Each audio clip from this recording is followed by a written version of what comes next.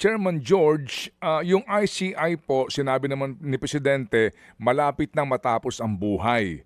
Ngayon, So, ngayon po, meron namang ombudsman investigation, may DOJ, pero parang ang pakiramdam ng iba doon sa pagtatayo ng Independent People's Commission na papalit sana po sa ICI na mas malakas, ano po't may ngipin, parang malamya na ang dating sa Presidente na hindi na yata ito itutulak pa. Sa inyo bang palagay, kailangan pa natin yon? ah palagay ko hindi naman kailangan eh. Meron naman ang ombudsman, meron naman tayong yung Blue Ribbon. Investigate.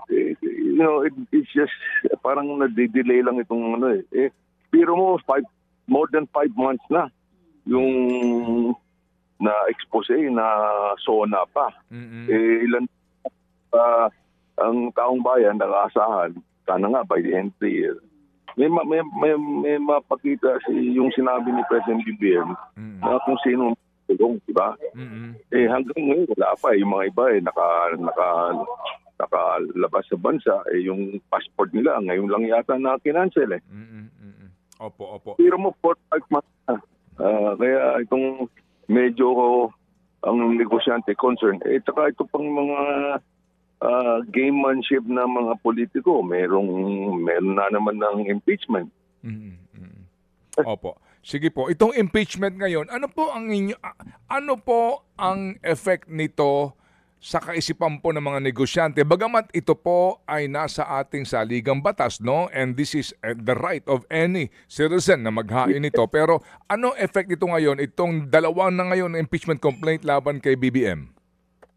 Alam mo, tungkol sa impeachment, tama naman, nasa batas natin na mas na kung sinong pwede mag-file ng impeachment. Pero kami, medyo manhit na kami tungkol sa mga ganitong gamemanship di ba?